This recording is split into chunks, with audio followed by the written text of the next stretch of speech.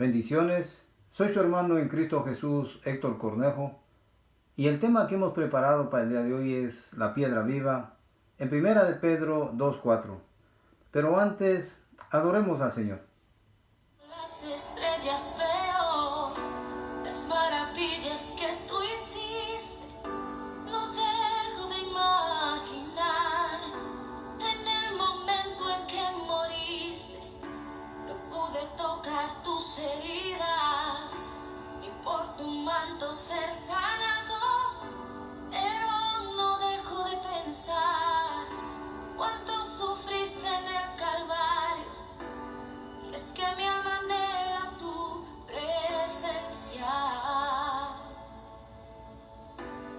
Mi vida no sabe vivir sin ti. Tú me haces falta, como la arena le hace al mar. Tú me haces falta, como el rocío a la mañana. Me haces falta, como el sol al nuevo día que ha de venir. Tú me haces falta, voy a llevar mi adoración hasta el cielo.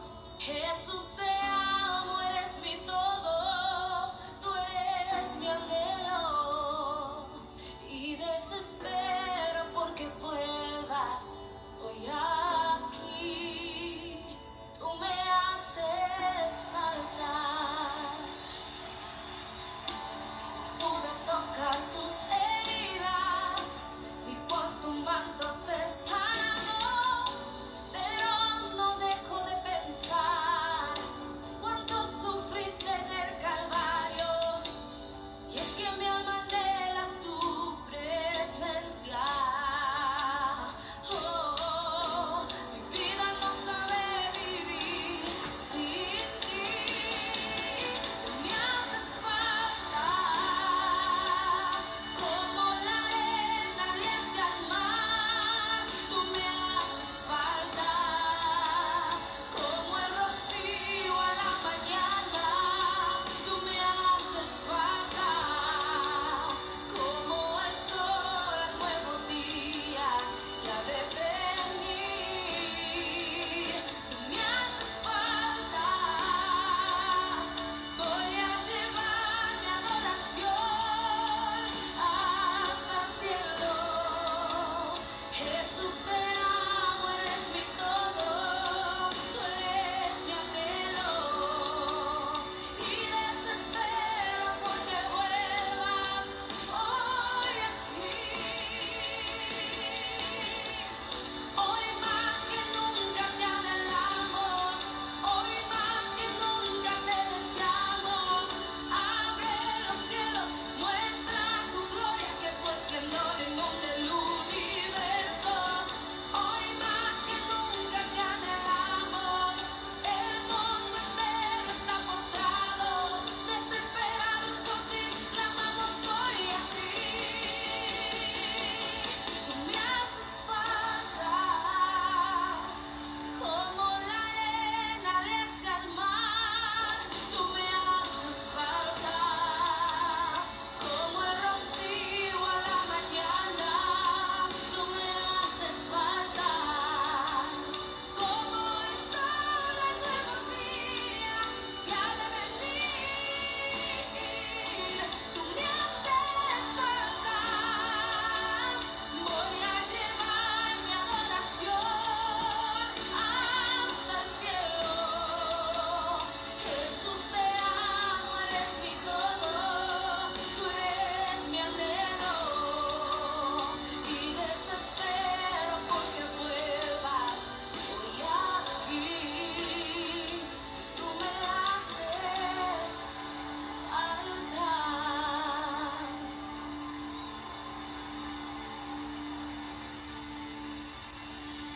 Tú me haces falta, como la arena le hace al mar. Me haces falta, como el rocío a la mañana.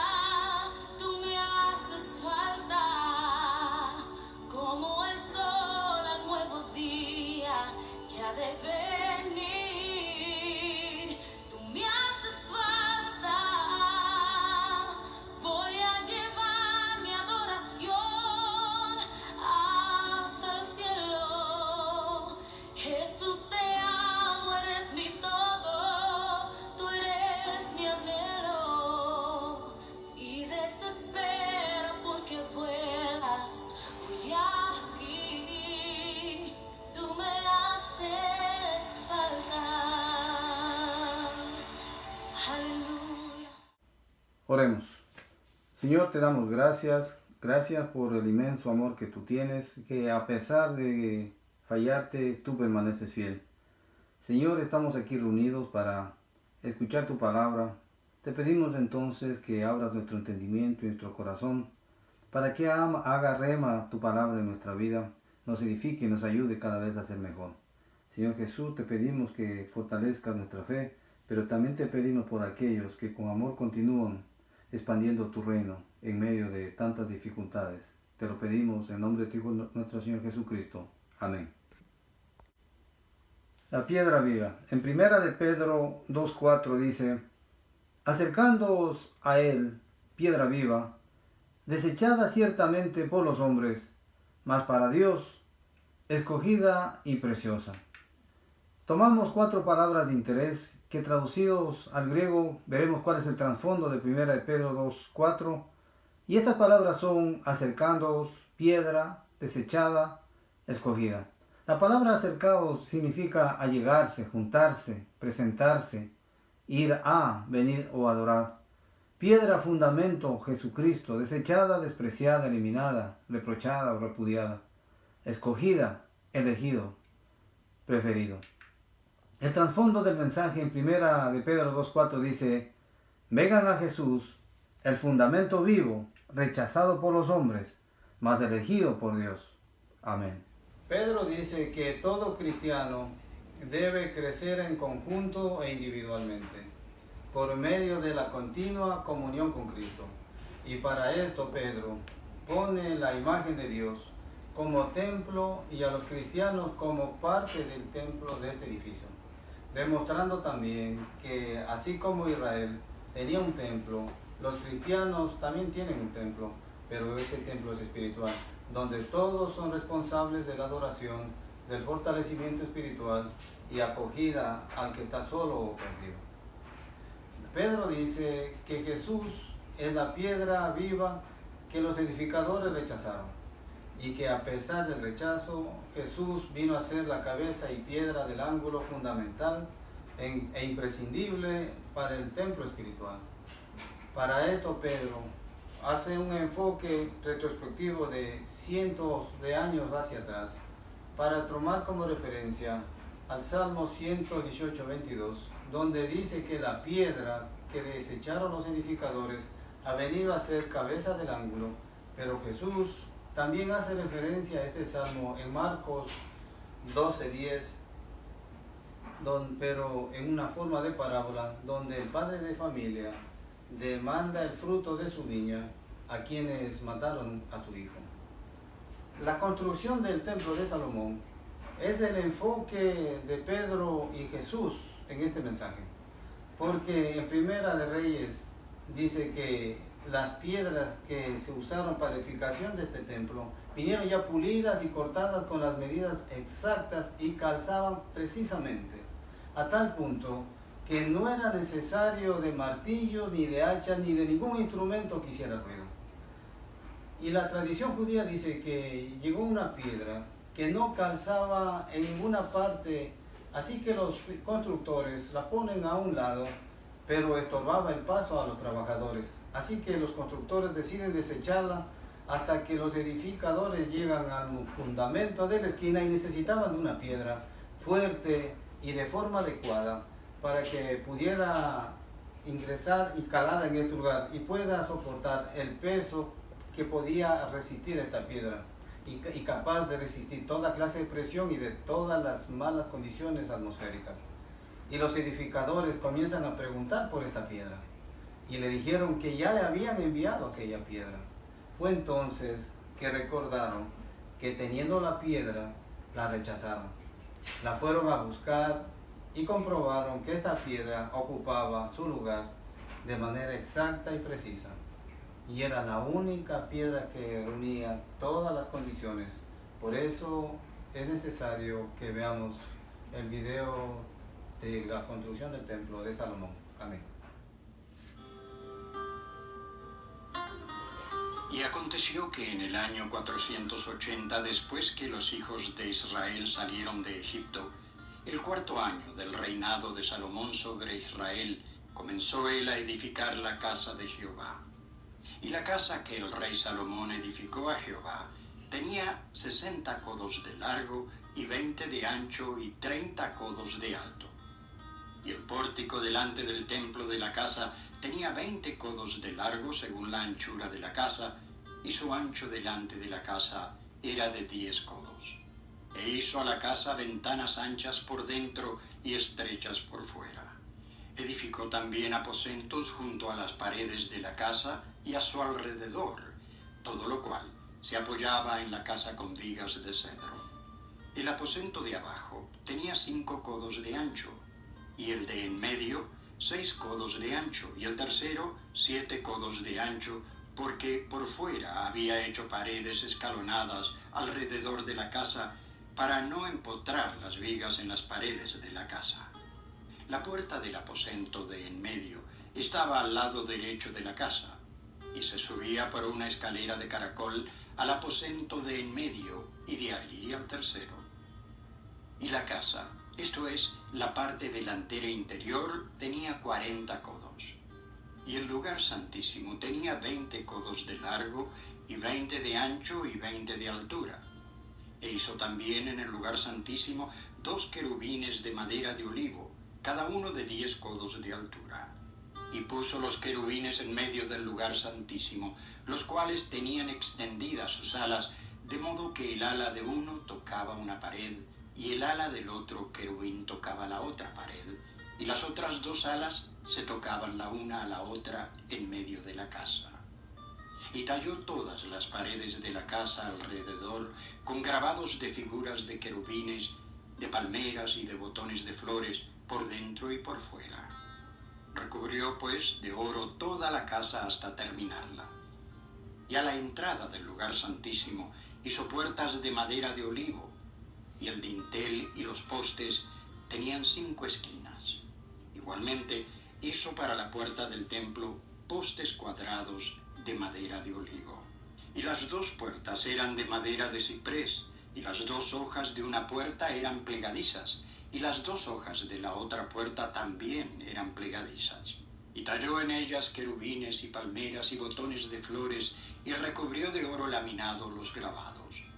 Entonces hizo Salomón todos los enseres que pertenecían a la casa de Jehová: el altar de oro y la mesa también de oro, sobre la cual estaban los panes de la proposición, y 5 candeleros de oro purísimo al lado derecho, y otros 5 al lado izquierdo delante del lugar santísimo, con las flores y las lámparas y las tenazas de oro.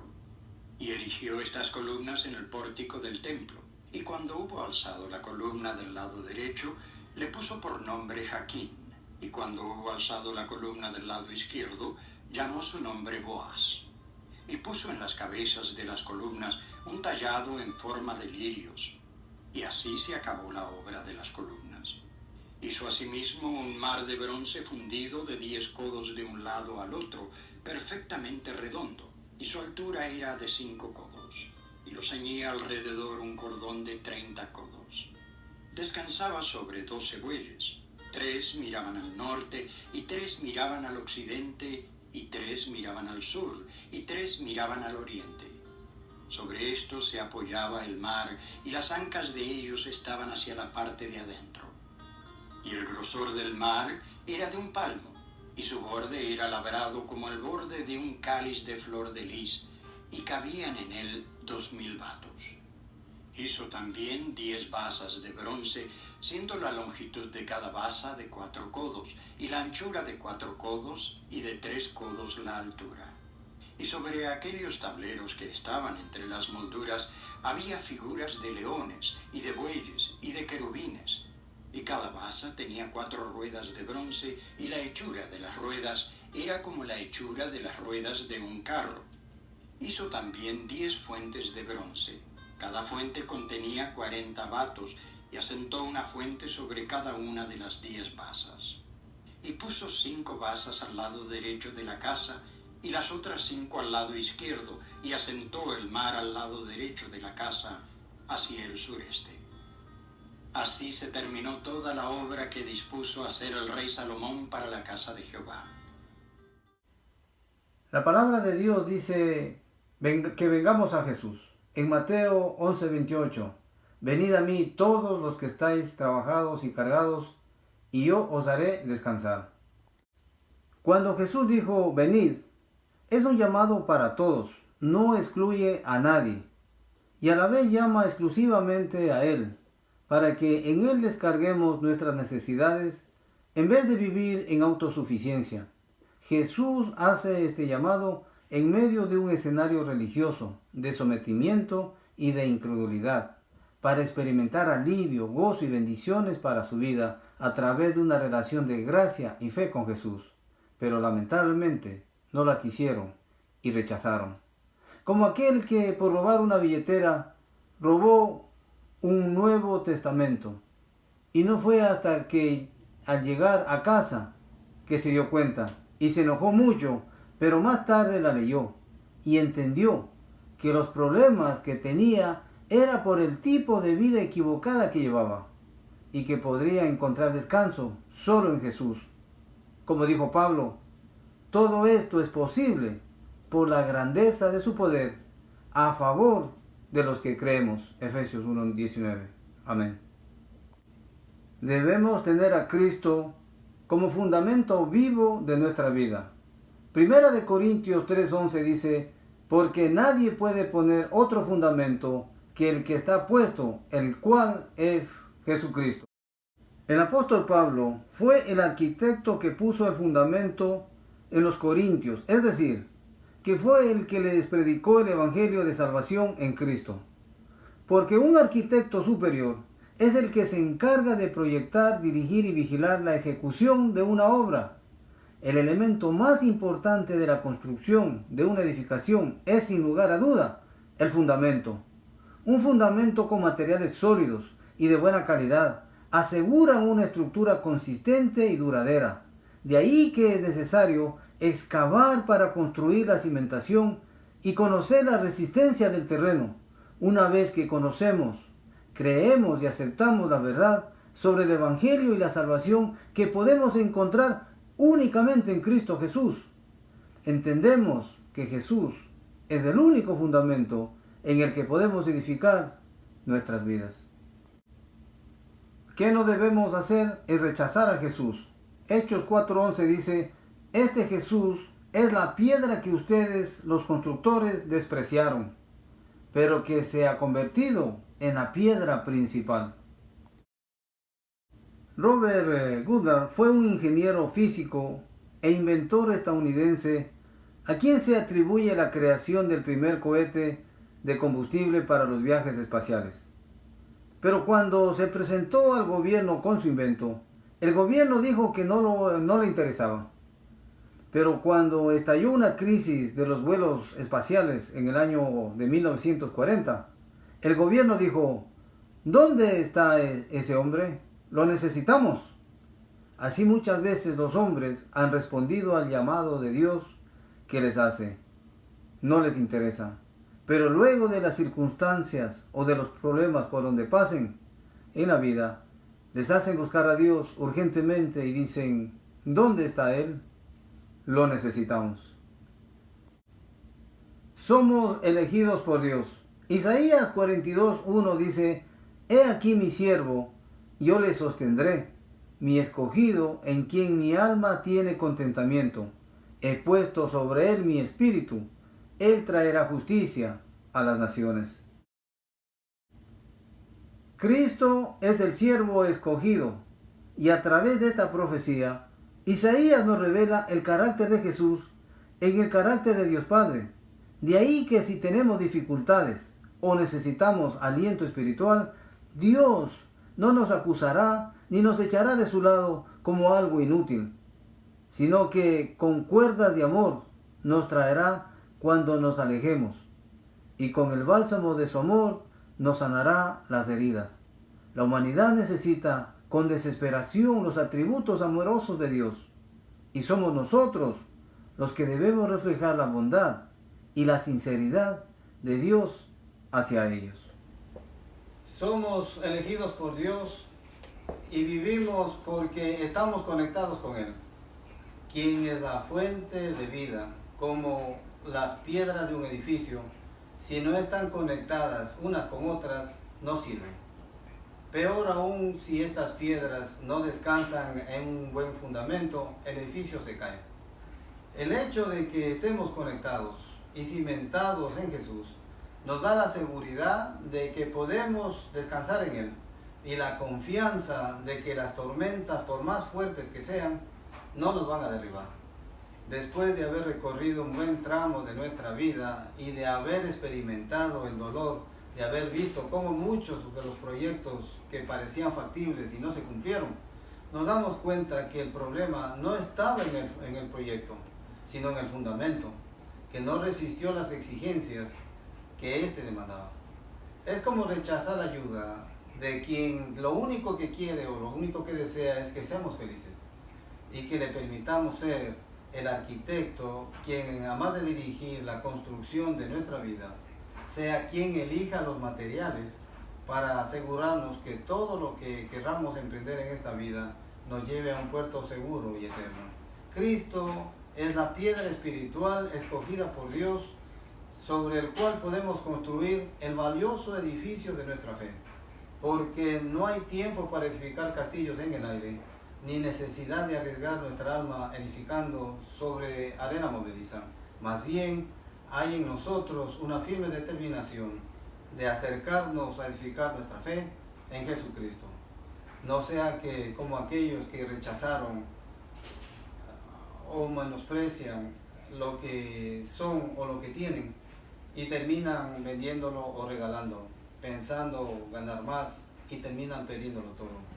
Nunca olvidemos que Jesús, por amor a nosotros, se hizo pobre, para que nosotros, con su pobreza, fuésemos enriquecidos. Segunda Corintios 8, 9. Amén.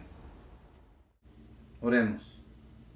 Gracias, Señor, por ser nuestro fundamento y el arquitecto de nuestra vida. Gracias por pertenecer al templo espiritual donde tú nos sostienes y no permites que nada ni nadie nos aparte de tus promesas. El hecho que estamos cimentados en ti, Jesús, nos da la seguridad de que podemos descansar y confiar que los avatares de la vida nos podrán topar, pero no nos podrán derribar. Es cierto que muchas veces, con nuestra autosuficiencia, rechazamos tu ayuda, y no es solo hasta que, cansados del dolor y agobiados por los problemas, que reconocemos que tú eres la piedra viva, capaz de sostenerme hasta que la tormenta pase y tú vuelvas a rescatarnos. Ayuda a Dios, a quien esté apartado y que al escuchar este mensaje reflexione y quiera volver a construir en tu fundamento. Pero también ayuda a todo aquel que quiera que seas el arquitecto de su vida y quiera tener una vida rendida a tu voluntad y te declare como el Señor, Dios y Salvador de su vida. Estoy seguro que lo recibirás y le darás vida eterna. Amén. Un abrazo, familia.